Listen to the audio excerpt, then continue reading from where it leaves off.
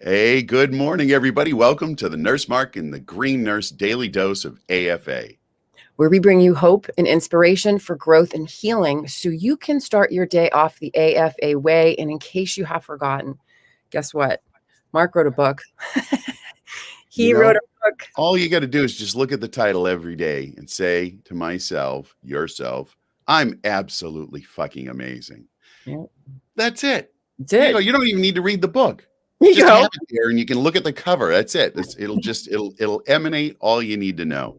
Osmosis, right? The osmosis. Can I tell you, I used to do that as a kid, honestly. What? Take like the book. This is really funny. The book that I needed to learn and study from, I would put it under my pillow and I'd ask for the information to be infused into my brain. I love that idea. Yeah. Hey, why not? That is a great idea, Sherry. Yeah. Did it work? No. I needed a, but you know what though? It boosted my self-confidence to know that, you know what? Well, here's another way. Pray over the book, pray that you're going to get the knowledge, pray that you're going to get the wisdom, and then take the test. Yeah. No, I had ADHD pretty badly as a kid. And my mom, I almost failed first grade. And my mom had to teach me how to read between the summer of first grade and second grade. That's how bad my ADHD was. I didn't even know that I had it until later in my adult years. So rise and shine, Mark. You are. Rise and shine. Happy Wednesday, April 21st, everybody. Yeah. You've been up for a while. Good morning, Denise. Hey, Denise Costello. We missed you last night. But thank you so much for your donation for the 420 potluck giveaway. That was a good one. And happy 420 hangover, everybody. And it's funny that we're going to, we have it's 420 hangover because we're going to talk about alcohol today when we get into it, which is really, to be a great subject. So get ready. Get ready, everybody. So, all right. How's everyone doing? For all of our Canna viewers that are out there and that are joining us this morning, did you all celebrate nicely yesterday? We hope you all did. Enjoyed the plant and the wisdom of the plant. And I hope you all joined us yesterday. Mark, it was fun, huh? Oh, that was a blast. That was so much fun. Yeah, you were great. Really enjoyed it. Great job. Yeah. Production, Joe. Everything was really good. Joe. Moving slow, Carrie Lee.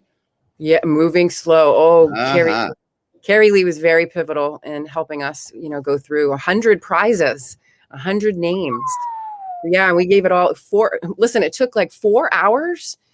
I was like, is it 4 hours and 20 minutes? And he goes, no, I think it was like 4 hours and 40 minutes we were on. Yeah, but that would have been really fun if it was 4 hours. Yeah. Well, you beat it. Yeah, it was a really good event. Really good. Yeah. So, Sherry, how you feeling this morning? I feel a little crunchy. You all know that I was kind of experiencing a pain flare, but I worked through it. And, I feel okay. I feel a little foggy, but I didn't consume as much THC as I consumed a lot of this yesterday. This is CBG, and I really like this. And I did a couple dabs and I did a couple, hits off of the blunt, for fun. But I really, really enjoyed the CBG pre-roll, which was really, really cool, full spectrum plant. And the reason why I liked it is because I didn't feel impaired. I didn't make me tired, so I feel tired today because after we finished the show last night and Joe's up making bacon and eggs and toast. And so we were eating breakfast at midnight last night. There's nothing wrong with that. That sounds like a good night. It was a good night. And then just waking up today, you can see my eyes are a little slitty. But they're going to get better. I'm going to take a nap later and nourish my endocannabinoid system. Yes, absolutely. Have to take care of that. How about you, Mark? What happened to you this morning? Oh my gosh, I am exhausted this morning because I woke up at 3 a.m. and couldn't go back to sleep. I tried and it was a fail, but it's okay. So I'm pushing through, getting into my day, but I'm really, really tired. So if I'm not my chipper self, you'll know why. Lack of sleep, but it's okay. It's all good. Yeah. All right, you ready for some daily love? I am so ready for some love, Mark. Oh my gosh. I took this from the Book of Awakening by Mark Nepo. And in this, Mark is really talking about The Gift of Surprise is the name of it. Mm. And so I'm just going to read a little bit of it. Sure. We can never be prepared for everything. No one person can anticipate all of life. In fact, over preparation is yet another way to wall ourselves in from life. Rather, we can only prepare for how we might respond to the gift of surprise that often moves in on us faster than our reflex to resist. Life is surprising, isn't it? Life, oh, Yeah. life is surprising, whether you like it or not. You're going to get many And surprises through the journey of life. yeah, and it made me think of that line from the John Lennon song in 1980 that was, "Life is what happens while you're busy making plans," right? Yeah. And there's so much wisdom in that, because that's what it was talking about in today's reading. And from that famous quote, you know, here's the question: where do you want to live? Do you want to live in the thoughts of life's going to occur out here somewhere when things are really good? That's when I'm really going to be living life. Well, or do you want to be present in this moment, which is just the most magical moment of all? Yeah. Mm. Yeah. I want to be present in this moment, right? Yeah. Because there's the surprises. You never know what's going to happen. You never know. You never know. No idea. And so here we are. Scary, but We're all here. Yes, we're all here saying hello, good morning, happy 4/21/21. Yes. Yeah. Mm-hmm. So present moment awareness and focusing, like you said, on the internal world, right? Let that internal world manifest externally. That's it. Yep. Be Go present here and now. All right, putting on the show glasses now. Here we go. Show Sherry. glasses. I'll put mine on too. Let's see here. Wellness Wednesday. Wellness Wednesday. So y'all know what we do is we do health awareness topics throughout the week and month. And actually, April is Alcohol Awareness Month. So let us congratulate all of those who are working on abstaining from alcohol. As you eliminate this toxin from your body, your entire body will thank you, as alcohol is toxic to your endocannabinoid system. So what is Alcohol Awareness Month, Mark? Oh, it's a national public health awareness campaign sponsored by the National Council for Alcoholism and Drug Dependence.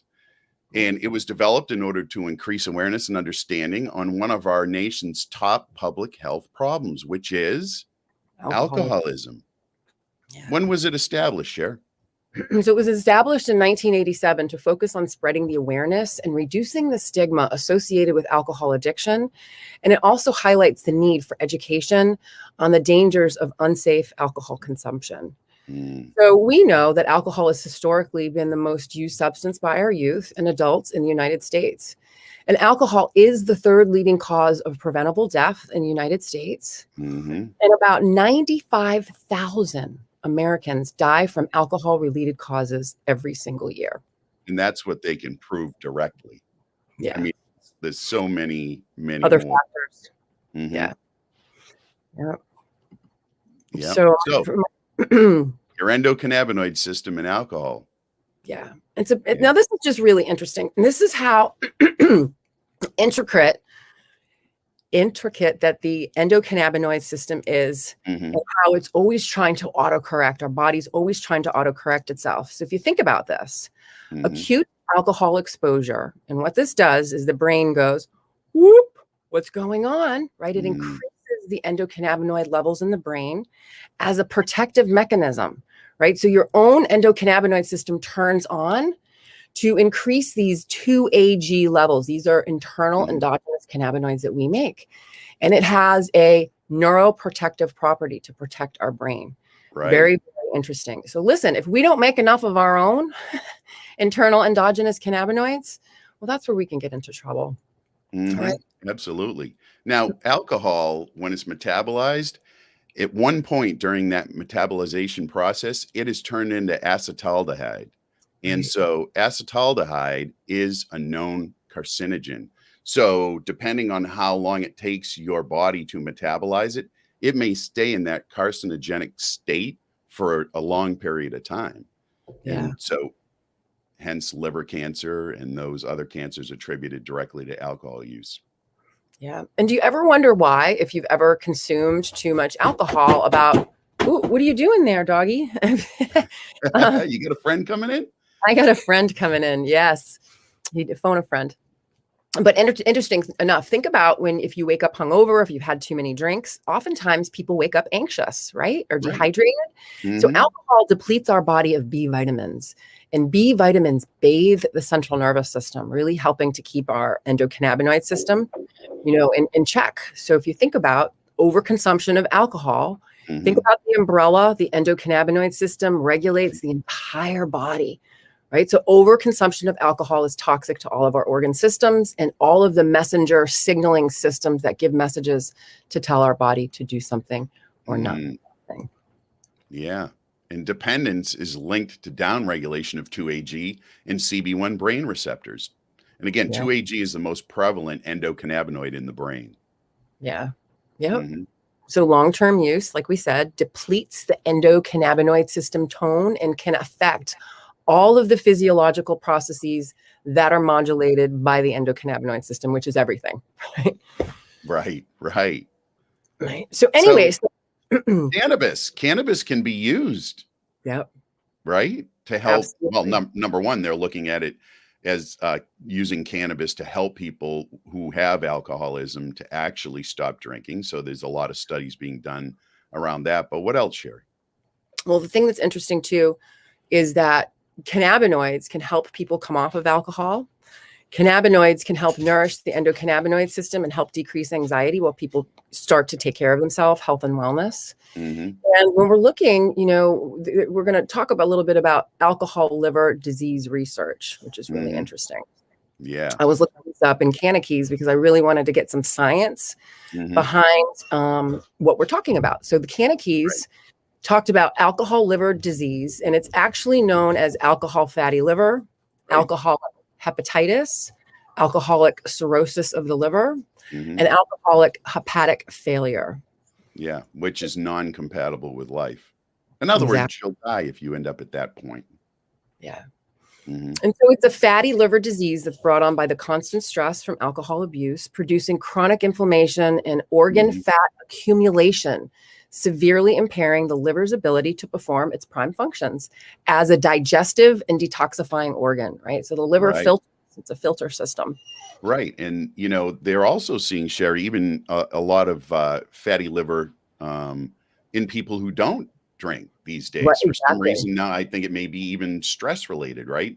It's either the stress of alcohol abuse or stress of life. They're seeing a lot more cases, or maybe they're just getting better at diagnosing it. Could be both.